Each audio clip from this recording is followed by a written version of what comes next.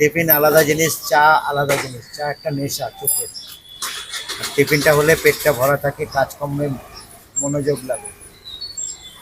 Tiffin আর চা অনেক তফাৎ।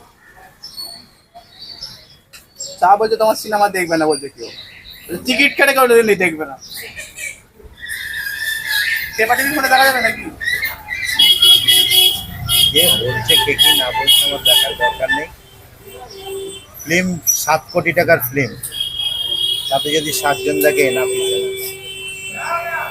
মানে 1 কোটি করে একটা টিকিট, তাই তো? 7 কোটি টাকার ফিল্ম তৈরি হচ্ছে।